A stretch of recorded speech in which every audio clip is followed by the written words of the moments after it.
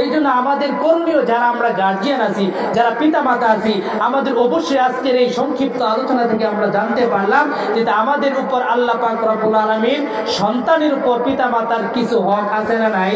তো হকের ভিতরে 1 নাম্বার হক হলো সন্তানের জন্য ভালো একটা মা চয়েস করা। তো ভালো মাটা অবশ্যই ধার্মিক চয়েস। রাসূল সাল্লাল্লাহু আলাইহি সাল্লাম বলেন, ছোট্ট থাকতে তোমার সন্তানটাকে সর্বপ্রথম কালিমা শেখাবা। আসসালামু আলাইকুম ওয়া রাহমাতুল্লাহি ওয়া বারাকাতুহু। ইন্নাল হামদুলিল্লাহ নাহমাদুহু ওয়া নাস্তাঈনুহু ওয়া নাস্তাগফিরুহু ওয়া নু'মিনু বিহি ওয়া নাতাওয়াক্কালু আলাইহি ونعوذ بالله من شرور أنفسنا ومن سيئات أعمالنا من يهده الله فلا مضل له ومن يضلله فلا هادي له ونشهد أن لا إله إلا الله وحده لا شريك له ونشهد أن سيدنا وسندنا وحبيبنا وحبيب طبيب قلوبنا ومولانا محمدا عبده ورسوله الذي أرسل إلى الناس كافة بشيرا ونذيرا وداعيا إلى الله بإذنه وسراجا وقمرا منيرا أما بعد فقد قال الله تعالى في كلامه المجيد وفي فرقانه الحميد أعوذ بالله من الشيطان الرجيم بسم الله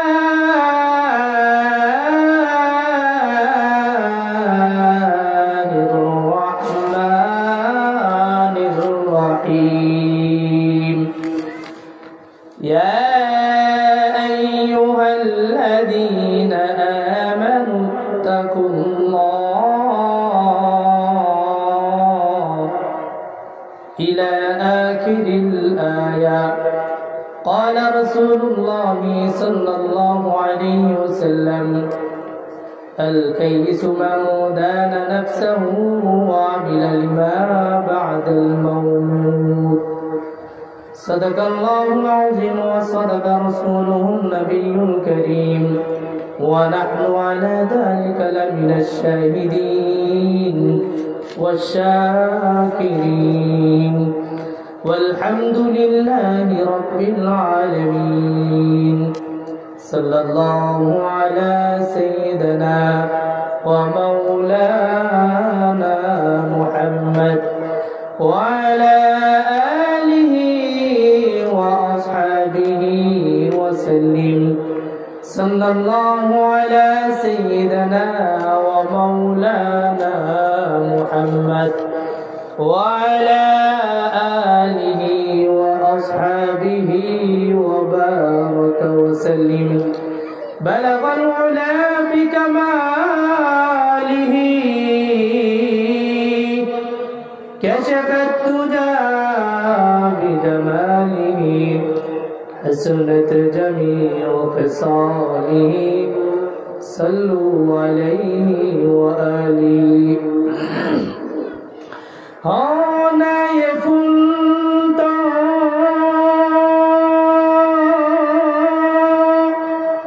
বুলবুল কাতরন্নুম ভিনাহ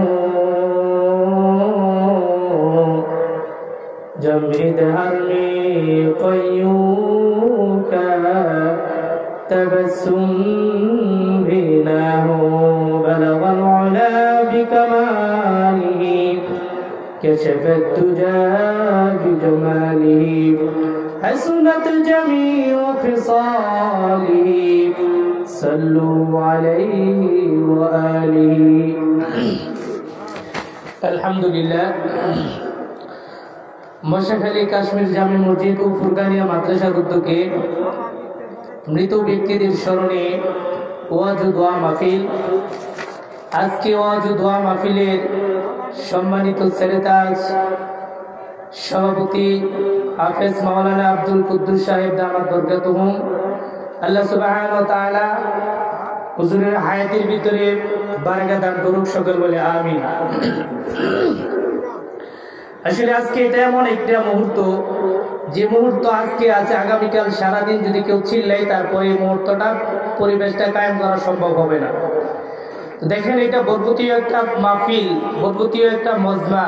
এই মজমা অবশ্যই আমার আপনার গুরুত্ব দেওয়ার দরকার। তো দেখেন, আল্লাহ রাব্বুল আলামিন গুরুত্ব দেওয়ার জন্য বলতেছেন, ইয়া আইয়ুহাল্লাযীনা আমানুত্তাকুল্লাহ, হে ঈমানদারেরা তোমরা আল্লাহকে ভয় করো। কাকে ভয় করো?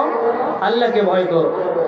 তো আল্লাহকে ভয় করা এমন ভাবে করতে হবে, আমি সুদ খাইতেছি এই মুহূর্তে আল্লাহকে ভয় করা যাবে, আবার যখন গান বাজনা শুনবো তখন আল্লাহকে ভয় করবো না। বিষয়টা এমন, সব ক্ষেত্রেই আল্লাহ সুবহানাহু ওয়া তাআলাকে ভয় করতে হবে। তো ভয় অবশ্যই অবশ্যই করতে হবে, এটা আল্লাহ সুবহানাহু ওয়া তাআলার কোরআনের আয়াত দ্বারা সাবেত, অবশ্যই ভয় করতে হবে।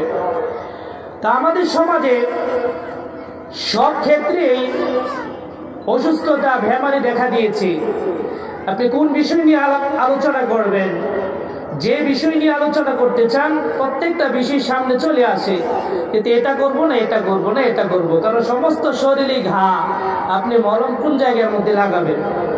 তো যাই হোক, আল্লাহ রাব্বুল আলামিন প্রত্যেকটা পিতা মাতাকে তার অধীনস্থ করছেন ছেলে সন্তানদেরকে, আহালদেরকে। তো আহালদেরকে অধীনস্থ করছেন, যে অধীনস্থদের ব্যাপারে আল্লাহ রাব্বুল আলামিন কিয়ামতের ময়দানে জিজ্ঞাসা করবে।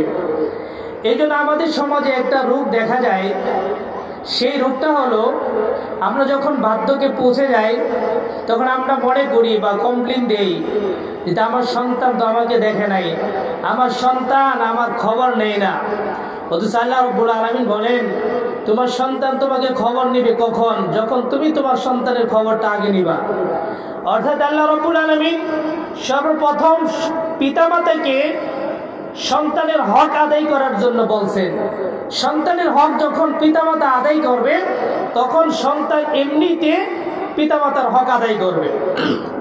বলে দেখেন, আল্লাহ রাব্বুল আলামিন বলেন, ও দুনিয়ার মানুষ, আমি তোমাদেরকে দুনিয়ার মধ্যে মহব্বত করে সৃষ্টি করেছি, এই জন্য আমি সৃষ্টি করে দিয়েছি যাতে আমার ইবাদত বন্দেগীর মধ্যে তোমাদের সময়টাকে কাটাইতে পারো। আল্লাহ রাব্বুল আলামিন বলেন, তোমাদের অধীনস্থ করে দিয়েছি তোমাদের সন্তানদেরকে, এই সন্তানদেরকে আগে জাহান্নামের আগুন থেকে বাঁচাও, নিজে বাঁচাও, সন্তানদেরকে জাহান্নামের আগুন থেকে বাঁচাও।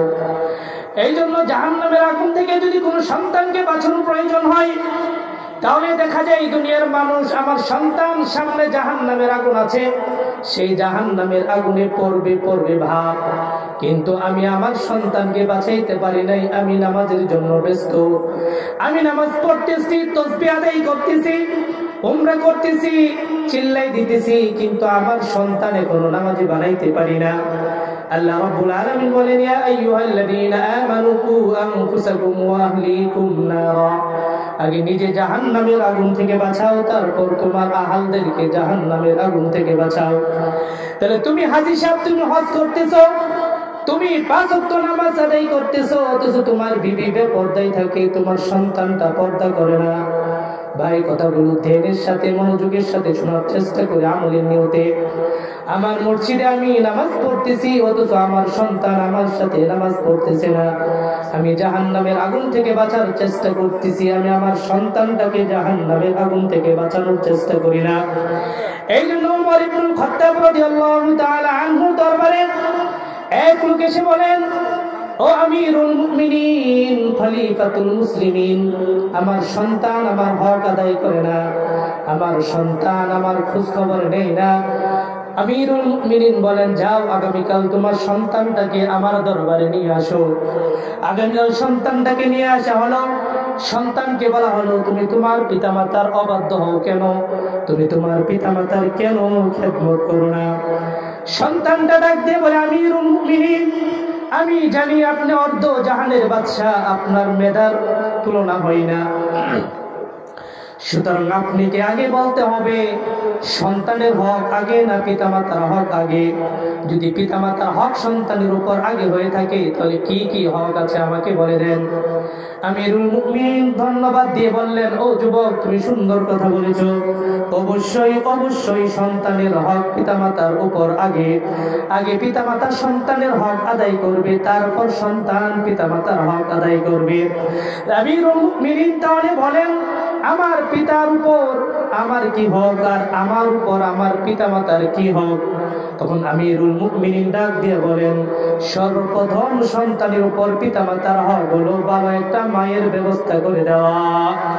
তাহলে ভালো একটা মায়ের ব্যবস্থা যদি আমার আপনার করে দেওয়া লাগে, তাহলে সর্বপ্রথম আমরা যারা পিতামাতা আছি, সর্বপ্রথম আমাদের সন্তানের জন্য যে একটা মা নির্ধারণ করতে হবে, এই মাটা অবশ্যই ধার্মিক হওয়া লাগবে কিনা জুড়ে বলেন।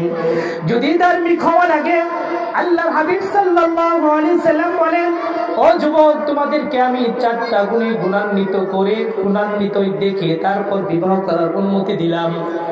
আল্লাহ রাসূল সাল্লাল্লাহু আলাইহি সাল্লাম বলেন, ওয়ালিমালিহা ওয়ালিজামালিহা ওয়ালিহাসাবিহা ওয়ালিদীনিহা ফাসফার বিযাতিদ্দীন। আল্লাহ রাসূল বলেন, যুবক, যখন তোমাকে বিবাহ করাবে, যখন তুমি বিবাহ করবে, তখন তুমি 4টা গুণ দেখে বিবাহ করবে। হয়তো সুন্দর দেখে বিবাহ করবে, হয়তো মাল দেখে বিবাহ করবে, হয়তো তোমার বংশ ভালো কিনা তা দেখে বিয়ে করবে। আল্লাহ নবী সাল্লাল্লাহু আলাইহি সাল্লাম বলেন, যুবক, কান পেতে শুনে রাখো, যদি তুমি মালওয়ালা পাও নাই, অল্প আছে চলবে, সুন্দরী তেমন পাও নাই তারপরে চলবে, বংশ তেমন ভালো না তারপরে চলবে, এখন যদি তুমি দিনদার পাও আর লেট করো না, তুমি বিবাহ করে ফেলো। এই জন্য আল্লাহর হাবিব সাল্লাল্লাহু আলাইহি সাল্লাম বলেন, আমিরুল মুমিনিন ওই সন্তানকে বলতেছে, ভালো একটা মায়ের ব্যবস্থা করতে হবে। 1 নাম্বার, যার মায়ের পেটটা ভালো, ওই মায়ের পেট থেকে কিন্তু ইমাম গাজ্জালির জন্ম হওয়া সম্ভব, ঠিক কিনা যদি বলেন। যে মায়ের পেট ভালো, সেই মায়ের গর্তে ইমাম আবু হানিফা হওয়া সম্ভব। যে মায়ের পেটটা দেখবেন ভালো, পর্দাশীল, আল্লাহ ভক্ত যে নারী আছে, সেই নারী কোনোদিন পর পুরুষের সাথে আড্ডা দিবে না, ফোনে কথা বলবে না, ইন্টারনেটে চ্যাটিং করবে না, সারা রাত মেসেঞ্জারে পর পুরুষের সাথে কথা বলবে না। যেই নারী পর্দার সাথে চলবে আর আল্লাহর কাছে আশা করবে, আল্লাহ জীবনে প্রিয়া একটা আমাকে এমন একটা সুদর্শন স্বামী দিয়েন, যে স্বামী আমার সাথে থাকার পরে এমন একটা সন্তান আমি লাভ করতে পারি, যে সন্তান জামানার উমর ইবনুল খাত্তাব হওয়া সম্ভব নয়, কিন্তু জামানার আবু বকর হওয়া সম্ভব নয়, কিন্তু জামানার ইমাম আবু হানিফা যেতে হতে পারে। এই জন্য কান পেতে ভাইরা শুনে রাখেন, সর্বপ্রথম আমরা যখন বিবাহ শাদী করাইতে যাই, আমরা সর্বপ্রথম সন্তানের হকের দিকে তাকাই না। আমরা সর্বপ্রথম আমার সন্তানকে বিবাহ করাবো যেই বাড়িতে, এই বাড়ির অর্থ সম্পদ কেমন, বংশধর কেমন, তার সম্পদশালী কেমন, সেই সম্পদশালীর উপর পাইরুটি দিয়ে আমরা বিবাহ করাই। এই জন্য না এই ভুল করা যাবে না। কারণ আল্লাহ রাসূল সাল্লাল্লাহু আলাইহি সাল্লাম বলেন, বিবাহ করাইতে হইলে তোমার দিনটাকে প্রাধান্য দিতে হবে। যদি তুমি দিনটাকে প্রাধান্য দিয়ে তোমার সন্তানকে বিবাহ করাতে চাও, তাহলে তোমার উভয়কাল তোমার জন্য মুক্তি মিলে যাবে। শেষ বয়সে তোমার খেদমত করার জন্য এই মেয়েটাই যথেষ্ট হয়ে যাবে। আজকে তুমি ধনাঢ্য একটা নারীকে বিবাহ করাইলে, একটা সময় দেখবে তুমি বিদ্ধ হয়ে গেছো, তোমার খেদমত করার জন্য তার মন চাইবে না, কারণ তোমার মুষ্টির চাইতে তার মুষ্টি বড়, সুতরাং তোমাকে ত্যাগ করবার জন্য তাই দরকার মনে করবে না। এই জন্য দেখেন, আমরা আল্লাহ রাসূল সাল্লাল্লাহু আলাইহি সাল্লামের হাদিস ছেড়ে দিয়েছি, তারপর থেকে আমাদের কপালে দুর্গতি লেগে আছে। ওমর ইবনুল খাত্তাবের কাছে এসে বললেন, ও আমিরুল মুমিনিন, সন্তানের উপর পিতামাতার হক কি আমাকে বলে দেন। তখন আমিরুল মুমিনিন বলতেছেন, 1 নাম্বার হক হলো ভালো একটা মায়ের ব্যবস্থা করা। তো ভালো মা কেমনে পাবো? ধিন্দা দেখে ভালো মায়ের ব্যবস্থা করতে হবে। তো 2 নম্বর বলতেছে ভালো একটা সুন্দর একটা নাম রাখতে হবে, যে নামের আসর দুনিয়ার মধ্যে পড়তে পারে। এই জন্য আমিরুল মুমিনিন বলেন ভালো নামের আসর, ভালো নামের এমন আসর, আল্লাহর হাবিব সাল্লাল্লাহু আলাইহি সাল্লামের কাছে যখন কোন মানুষ আসতেন, আয়েশা বলতেন ইয়া রাসূলুল্লাহ আমার ছেলের নাম অমুক। বলে ঠিক আছে, তোমার ছেলের খুব সুন্দর নাম। আরেকজন এসে বলে ইয়া রাসূলুল্লাহ আমার সন্তানের নাম এই। বলে ঠিক আছে, তোমার সন্তানের নামের মধ্যে অর্থের মধ্যে ভিন্নতা আছে, ঝামেলা আছে, পাল্টায় দিলাম যাও। আল্লাহর রাসূল এমন ভাবে নামগুলো পাল্টায় দিতেন যদি অর্থপূর্ণ না থাকতো। ইমাম থানভী রাহমাতুল্লাহ আলাইহি বলেন ওনার এক বয়ানের ভিতরে লেখেন, আমার কাছে একজন লোক আসে, এসে বলে হুজুর আমার সন্তান সব সময় বেমারি থাকেন, অসুস্থ থাকেন। বলেন তোমার সন্তানের নাম কি? বলে আমার সন্তানের নাম কালিমুল্লাহ। বলতেছেন থানভী রাহমাতুল্লাহ আলাইহি তোমার সন্তানের নাম কালিমুল্লাহ বাদ দিয়ে এখন সালিমুল্লাহ রাখো, তাহলে দেখবে তোমার সন্তান সুস্থতার নিয়ামত ভোগ করতে পারবে। কিছুদিন পর হয়ে গেল, আবার ইমাম থানভী রাহমাতুল্লাহ আলাইহির কাছে আসলেন। আয়েশা বললেন হুজুর আমার সন্তান এখন পুরোপুরি সুস্থ। এই কারিশমা কি, ঘটনা কি, মূল ঘটনা বলেন। বলে মূল ঘটনা হলো তোমার সন্তানের নাম যখন ছিল কালিমুল্লাহ, কালিম শব্দের অর্থ অসুস্থ, যা আহত যা অসুস্থতার ইঙ্গিত বহন করে। সালিমুল্লাহ যে অর্থ, সে অর্থ হলো নিরাপদ, শান্তি। সালিমুল্লাহ শান্তির বার্তা বহন করে, এই জন্য নামের আসরে তোমার সন্তান রক্ষা পেয়ে গেছে। তাহলে ওমর ইবনুল খাত্তাব রাদিয়াল্লাহু তাআলা আনহু বলেন সর্বপ্রথম ভালো একটা মার ব্যবস্থা করবে, তারপর অবশ্যই ভালো একটা নাম তোমার জন্য রাখা প্রয়োজন। এখন 3 নম্বর শর্ত বলতেছেন পিতার উপর সন্তানের হক। সন্তানের উপর পিতার 3 নম্বর হক হলো সন্তানটাকে যথেষ্ট পরিমাণ কোরআন শিক্ষা দিতে হবে। যখন ছোট্টকাল থেকে একটা সন্তানকে বান্দা যখন কোরআন শিক্ষা দিবে, তখন এই সন্তানটা বড় হয়ে কোনোদিন পিতামাতার অবাধ্য করবে না। এই জন্য এমন ভাবে শিক্ষা দিতে হবে। আল্লাহ রাসূল সাল্লাল্লাহু আলাইহি সাল্লাম বলেন আল ইলমু ফিস সিগারি কান নাকশি ফিল হাজারি। ছোট সময়ে যখন কোন সন্তানকে ইলমে দ্বীন শেখানো হয়, ওই ইলমে দ্বীন এমন অবস্থায় থাকে যেমন পাথরে লেখলে মুছে যায় না। ছোট সময়ে কোন বাচ্চাকে ইলমে দ্বীন শিক্ষা দিলে তার থেকে তা মুছে যায় না। এই জন্য আল্লাহ রাসূল সাল্লাল্লাহু আলাইহি সাল্লাম বলেন তোমার সন্তানকে 3 নম্বর দায়িত্ব হলো পিতামাতা ভালো করে বুঝে রাখো। 3 নম্বর দায়িত্ব হলো তোমার সন্তানটাকে যথেষ্ট পরিমাণ ইলমে দ্বীন শিক্ষা করাও, দুনিয়াবি শিক্ষা শিখাও। এতে কোনো বাধ্যকতা নাই, এতে কোনো নিষেধাজ্ঞা নাই, কিন্তু এর সাথে সাথে নুরানি মক্তবে পড়ায় তারপর তুমি স্কুলে পড়াও। এই জন্য আল্লাহ রাসূল সাল্লাল্লাহু আলাইহি সাল্লাম বলেন যখন সন্তানটা ছোট্ট থাকে সর্বপ্রথম যে কালিমাটা তার মুখ থেকে উচ্চারণ হয়, সেই কালিমাটা হওয়া চাই লা ইলাহা ইল্লাল্লাহ। এই জন্য আল্লাহ রাসূল সাল্লাল্লাহু আলাইহি সাল্লাম বলেন ছোট্ট থাকতে তোমার সন্তানটাকে সর্বপ্রথম কালিমা শেখাবা। এই কালিমাটা তোমার সন্তানের কলবের ভিতরে আল্লাহর বরত্ব ভয় পয়দা করে দিবে। এই জন্য কাশ্মীরবাসী শুনো, আল্লাহর হাবিব সাল্লাল্লাহু আলাইহি সাল্লাম যেই ধারা দিয়েছেন পিতামাতার উপর, এই পিতামাতা আমরা যারা আছি আমাদের সব যদি আদায় করতে পারতাম, তাহলে আমাদের সন্তানগুলো বৃদ্ধ বয়সে আমাদের সাথে বেয়াদবি করতো না, আমাদের হকগুলো পুঙ্খানুপুঙ্খানু ভাবে আদায় করতো। ঠিক কিনা যদি বলেন? এই জন্য আজকে থেকে কার কার নিয়ত আছে আমার সন্তানের জন্য সর্বপ্রথম আমি আমার সন্তানের জন্য ভালো একটা মায়ের ব্যবস্থা করব, এই নিয়ত কে কে আমরা করতে পারি? অবশ্যই প্রত্যেকটা যুবক যারা আছে আজকে বয়ান থেকে আমাদেরকে নিয়ত করতে হবে আমি যখন বিবাহ করব দিনদার একটা মেয়ে তারপর বিবাহ করব। দিনদার ছাড়া কোনো মেয়ে বিবাহ করা যাবে না। দিনদার ছাড়া যত মেয়ে বিবাহ করছে দুনিয়ার মধ্যে দেখেন তাদের ভিতরে গ্যামজাম চলতেছে কিনা জুড়ে বলেন। এই জন্য আল্লাহ রাসূল সাল্লাল্লাহু আলাইহি সাল্লামের যে হাদিস আছে, সেই হাদিস অনুযায়ী যদি আমরা জীবন যাপন করতে পারতাম, তাহলে আমাদের দাম্পত্য জীবনের মধ্যে এত কলহ থাকতো না। এই জন্য ওমর ইবনুল খাত্তাব রাদিয়াল্লাহু তাআলা ওই সন্তানটাকে বললেন যে তিনটা হক তোমার বাবার উপর ছিল। বলে ও আমিরুল মুমিনিন, আপনি তো জ্ঞানী মানুষ, অর্ধ জাহানের বাদশা, তাহলে এখন আমার পিতাকে জিজ্ঞেস করে দেখেন আমার জন্য এই তিনটা হকের একটা হক আদায় করছে কিনা। বলে আমি যে মায়ের গর্ভ থেকে দুনিয়ার মধ্যে এসেছি সেই মাটা হলো একটা হিন্দুর ঘরের বান্দি, আর আমার মা আমার বাবা আমার জন্য এমন একটা নাম চয়েস করছে যার নামটা হলো হজল, যার অর্থ হলো চামচিকা। আমাকে কোনোদিন কোরআন শিক্ষা দিবি তো দূরের কথা, কোরআনের কথাও আমাকে বলে নাই। ওমর ইবনুল খাত্তাব রাদিয়াল্লাহু তাআলা আনহু ভীষণ রাগ হয়ে বলেন তুমি তোমার পুত্রের সম্পর্কে আমার অভিযোগ করেছো, অথচ তুমি তোমার সন্তানের হক আদায় করো না, তাহলে তোমার হক কেমনে তোমার সন্তান আদায় করবে। এই জন্য আসুন আমাদের হক আদায় করতে হবে। সর্বপ্রথম পিতামাতার হক আদায় করতে হবে। পিতামাতার হক যদি আদায় করতে হয় তাহলে আমার সর্বপ্রথম ভালো একটা মা আমার জাতির জন্য দিতে হবে। তাহলে এখন দেখেন আমার যখন আমরা বিবাহ শাদী করি তখন আমরা ভালো দিনদার মা প্রাধান্য দিই না। এখন আমাদের সমাজ এমন হয়েছে, সমাজের ভিতরে দেখা যায় যারা ধনাঢ্য আমরা তাদের পিছনে ঘুরি। আজকে আমরা যারা গার্জিয়ান ছিলাম আমরা যদি মনে মনে নিয়ত করতাম আমার সন্তানটাকে পরহেজগার বানাবো, পর্দানিশী বানাবো, তারপর বিয়ে দিব, তাহলে অবশ্যই আমার সন্তানের জন্য ভালো একটা পাত্র মিলতো। তাহলে দেখেন আজকে আমাদের সমাজ যাচ্ছে কোথায় আর আমরা যেতেছি কোথায়। তাহলে সর্বপ্রথম বোঝা যায় ভালো একটা মা দিতে হবে, তারপর দ্বিতীয় নাম্বার ভালো একটা অর্থপূর্ণ নাম রাখতে হবে, তারপর সন্তানের জন্য ভালো কোরআনের ব্যবস্থা দিতে হবে।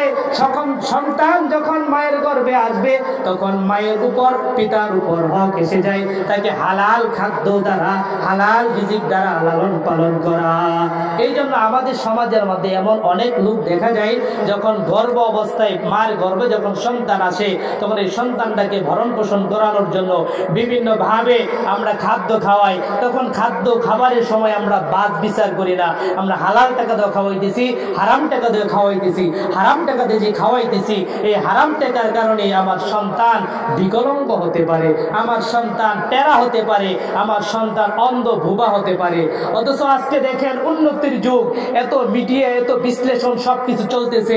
ইউরোপের এক ডাক্তার বিজ্ঞানী বড় বিজ্ঞানী গবেষণা করে দেখতেছেন, তারা বলতেছে এখন বর্তমান যত মায়েরা আছে গর্ভবতী মা ওদেরকে নিয়ে একটা সেমিনারের মধ্যে আলোচনা করতেছেন।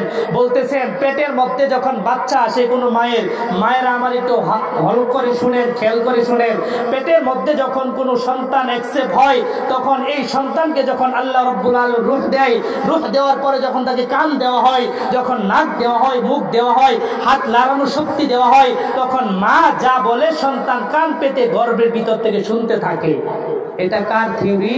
এই ইউরোপের এক বড় বিজ্ঞানী ডাক্তারের থিওরি। তখন সেমিনারে বলতেছেন এখন আপনার সন্তানকে যদি আপনি বড় গায়ক বানাতে চান তাহলে আপনি বেশি বেশি করে টিভি সিনেমা দেখেন, ওই পথে চলেন, তাহলে আপনার সন্তান কান পেতে শুনবে, তখন দুনিয়ার মধ্যে গায়ক হইতে তার বেশি সময় লাগবে না। আপনার সন্তানকে যদি অঙ্কতে পারদর্শী বানাতে চান তাহলে আপনার সন্তানকে পেটে রাইখা বেশি বেশি অঙ্ক করতে থাকেন, তখন আপনার সন্তান অঙ্কতে পারদর্শী হবে। যখন আপনার সন্তানকে কোনো বড় অভিনেতা বানাতে চান তখন আপনি বেশি বেশি করে টিভি সিনেমা দেখেন, তখন দেখবেন আপনার সন্তান আসর করবে, কান পেতে পেট থেকে যখন শুনবে আপনার সন্তান তখন সবচেয়ে বড় অভিনেতা হতে পারবে। কিন্তু মূল একটা বড় কথা আছে, ওই ডাক্তার সাহেব বড় কথা বলে নাই। বড় কথাটা কি? যে মুসলমান যখন জেনে যাবে এই বিজ্ঞানী কথা বলছে তখন তাদের থেকে মাইনাস হয়ে জনগণ চলে আসবে ইসলামের দিকে। সেই বড় মূল কথাটা হলো সন্তানের মা যখন নামাজ পড়বে, সন্তানের গর্ভধারী মা যখন কোরআন তেলাওয়াত করবে সন্তান নিয়ে, তখন এই সন্তানের আসর পেটের ভিতর পরে আব্দুল কাদের জিলানীতে রূপ নিতে পারে। ঠিক কিনা জোরে বলেন? এই কথাটা কিন্তু আর বলে না। এই জন্য দেখেন আমাদের মা বোনেরা যারা আছেন আজকে আমাদের ভিতরে সমাজের ভিতরে অনেক সময় দেখা যায় হয়তো স্বামী বিদেশ থাকে, হয়তো স্বামী চাকরি ব্যবসা করে সময় দিতে পারে না স্ত্রীর সাথে, বড় একটা টাচ মোবাইল কিনে দিতেছে বা বিভিন্ন বড় পর্দার মধ্যে ব্যবস্থা করে দিতেছে, ওয়ালের ভিতরে টিভি লাগাই দিছে, ওই টিভি চাইরা দেখতেছে। দেখতেছে, টিভি দেখতেছে, আর সন্তান পেটের ভিতরে বড় হইতেছে। এই যে টিভি দেখার কারণে, মোবাইল দেখার কারণে, ইন্টারনেট চালার কারণে এই সন্তান বিকলাঙ্গ হতে পারে, এই কথাও ওনা বলছেন। তাহলে আমাদের করণীয় কি? আমরা যারা মুসলমান, আমাদের করণীয় হলো অবশ্যই ভালো একটা মা, নেককার মা চয়েস করতে হবে, এবং এই মাটা এমন পবিত্র হতে হবে যে মা সবসময় কোরআন তেলাওয়াত শুনবে, যে মা সবসময় তাসবিহ আদায় করবে, যে মা সবসময় নামাজ দিয়ে ব্যস্ত থাকবে। তাহলে এই মায়ের গর্তে ইমাম আবু হানিফার জন্ম হওয়া সম্ভব। এই জন্য আসুন, আমাদেরকে অবশ্যই যারা মা চয়েস করব, অবশ্যই আমাদেরকে এই সমস্ত জিনিসগুলো সুন্দর করে যাচাই করে তারপর চয়েস করতে হবে। এখন চলে আসেন, আমাদের সন্তান হইল, সন্তান হওয়ার পরে পিতামাতার উপর আরো কাজ আছে না? পিতামাতার কাজ কি? যাতে সন্তানটা হয়েছে, যেদিন হয়েছে এদিনে আপনি ডান কানে আওয়াজ শোনায় দেন, আজানের আওয়াজ। এখন আমাদের সমাজে দেখা যায়, হয়েছে সন্তান হয়েছে, মেডিকেল খবর দেয়া বলতেছে সন্তান হয়েছে, কি হয়েছে? যে ছেলে হয়েছে, আজান দিয়ে দাও, বাড়িতে আজান দিয়ে দেয়। অথচ কিন্তু আমাদের কথা, ভুল কথা, আমরা অনেক দিন ধরে জানতেছি আসলে আজান দেওয়া লাগা বাড়িতে, বিষয়টা এমন নয়। আপনি সন্তান হয়েছে, আজান দিবেন, সন্তানটাকে কানের মধ্যে আজানের আওয়াজগুলো শোনায় দিবেন, তাওহীদের আওয়াজগুলো শোনায় দিবেন ডান কানে, আবার বাম কানে একামতের আওয়াজগুলো শোনায় দিবেন। এই সন্তান কোনদিন নাস্তিক হবে না, ঠিক কিনা জোরে বলেন? আর যদি আপনি সন্তানের প্রথম ধরি যদি আল্লাহু আকবার আওয়াজ যদি না শোনাইতে পারেন, এই সন্তান মানুষ হবে বলে কিন্তু অমানুষ হবে, মানুষ আর হবে না। এই জন্য আমাদের মুসলমান, আমাদেরকে টার্গেট করতে হবে, আমাদের দৈনিক জীবন, আমাদের দাম্পত্য জীবন এমন ভাবে চালন করতে হবে যে আমাদের দাম্পত্য জীবনের ভিতরে কোনো কলহ থাকতে পারবে না। আল্লাহ রাসূলের আদর্শ অনুযায়ী চলি, আল্লাহ রাসূলের আদর্শ অনুযায়ী আমরা সাজাইতে পারি, যে আমাদের সন্তান ধার্মিক হওয়া সম্ভব। এখন সন্তান হয়েছে, আজান দিয়ে দিলেন, আজানের পর কি করবেন? 7 দিন হয়েছে, ওই 7 দিনের মাথায় আপনি যদি পারেন আপনার সন্তানের জন্য একটা আকিকা করবেন, আর যদি না পারেন 14 দিনের মাথায় করবেন, আর যদি না পারা হয় তাহলে 21 দিনের মাথায় একটা আকিকা করবেন, আর যদি না পারেন তাহলে জীবনে একবার হলে একটা আকিকা করে দিয়েন। এটা হলো সন্তানের উপর পিতামাতার, সন্তানের হক, পিতামাতার হক সন্তানের উপর। এই জন্য আমাদের খেয়াল করতে হবে, আমাদের যাদের সন্তান হয়, আমাদের সন্তানগুলোকে অবশ্যই ইসলামের শিক্ষায় শিক্ষিত করতে হবে, এমন ভাবে শিক্ষায় শিক্ষিত করতে হবে যে শিক্ষাটাকে আপনাকে আল্লাহ রাসূল সাল্লাল্লাহু আলাইহি ওয়াসাল্লাম বলে নাই যেটা আপনাকে হাফেজ বানাতে হবে, মাওলানা বানাতে হবে, মুহাদ্দিস বানাতে হবে, এমন না বানালেও চলবে। সুতরাং আপনার 5 ওয়াক্ত নামাজ পড়ার জন্য আপনার সন্তান যতটুকু প্রয়োজন এতটুকু এলেম আপনি শিক্ষা দিয়ে দেন। এখন আপনার সন্তানের বয়স 7 বছর হয়েছে, এখন 7 বছর হয়েছে, সন্তানকে কি করবেন? আল্লাহ রাসূল সাল্লাল্লাহু আলাইহি ওয়াসাল্লাম বলেন, ও পিতামাতা, তোমার উপর হক হয়ে যায়, 7 বছর বয়স হয়েছে, সন্তানটাকে তুমি নামাজের জন্য মসজিদে নিয়ে আসো। এখন দেখা যায় আমরা নামাজের জন্য মসজিদে নিয়ে আসি, আজকে শুক্রবার চলে গেছে, আমরা যারা গার্জিয়ান নামাজে গেছি, আমাদের সন্তান কোথায় গিয়ে ঘুরতেছে সেটা আমরা তালাশ করি নাই, আমাদের সন্তান নামাজে আসছে কিনা সেটা আমরা তালাশ করি নাই, বুঝি নাই। অথচ আল্লাহ রাসূল সাল্লাল্লাহু আলাইহি ওয়াসাল্লাম বলছেন যে তুমি নামাজ পড়ো, 7 বছর বয়স হলে নামাজের জন্য নিয়ে আসো। এখন যখন 10 বছর বয়স হয়েছে সন্তানের, নামাজের জন্য তাকে প্রহার করো।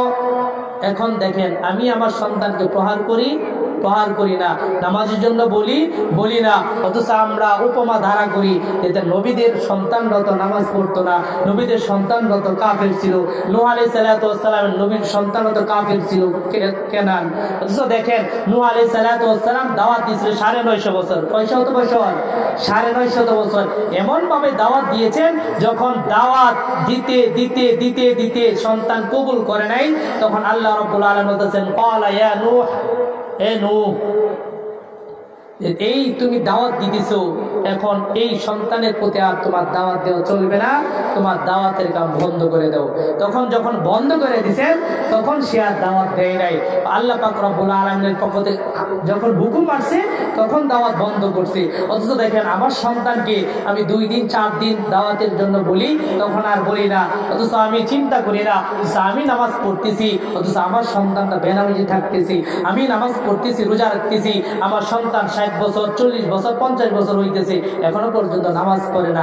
আমাদের যুবকরা যখন 17-18 বছর হয় তখন আমরা পিতা মাতারা মনে করি এটা আমার ছোট্ট সন্তান, অথচ না, আল্লাহ পাক রব্বুল আলামিন বলেন, ও বান্দা, এটা তোমার ছোট্ট বান্দা নয়, এটা তোমার ছোট্ট সন্তান নয়, এটার বয়স যৌবনতার উপতীর্ণ হয়েছে, সুতরাং একে তুমি এখনই শাসন করো, যখন লাইন থেকে বিচ্যুত হয়ে যাবে তখন যদি শাসন করো তখন আর কোনো কাজে আসবে না। এই জন্য আমাদের করণীয়, যারা আমরা গার্জিয়ান আছি, যারা পিতা মাতা আছি, আমাদের অবশ্যই আজকের এই সংক্ষিপ্ত আলোচনা থেকে আমরা জানতে পারলাম যে আমাদের উপর আল্লাহ পাক রব্বুল আলামিন সন্তানের উপর পিতা মাতার কিছু হক আছে না নাই? তো হকের ভিতরে 1 নাম্বার হক হলো সন্তানের জন্য ভালো একটা মা চয়েস করা। তো ভালো মাটা অবশ্যই ধার্মিক চয়েস করতে হবে। তো 2 নম্বর হক হলো ভালো একটা নাম চয়েস করা। 3 নম্বর হক হলো অবশ্যই তাকে কোরআন এবং সুন্নাহর শিক্ষা দেওয়া। 4 নম্বর হক হলো সন্তানের সাথে সাথে ডান কানে আজান বাম কানে ইকামতের আওয়াজগুলো পৌঁছে দেওয়া। 5 নম্বর হক হলো সন্তানের জন্য আকিকার ব্যবস্থা করা। 7 নম্বর হক হলো সন্তানকে 6 বছর বয়স হইলে নামাজের তাকিদ দেওয়া, 10 বছর বয়স হইলে নামাজের জন্য প্রহার করা, এরপরে যদি না হয় সন্তানটাকে আপনি বিছানা থেকে আলাদা করে দেওয়া। তাহলে আমরা যদি এই আল্লাহ পাক রব্বুল আলামিন, আল্লাহ রাসূল সাল্লাল্লাহু আলাইহি ওয়াসাল্লামের সুন্নাহ অনুযায়ী চলতে পারতাম, তাহলে আমাদের সমাজটা সুন্দর হইতো না?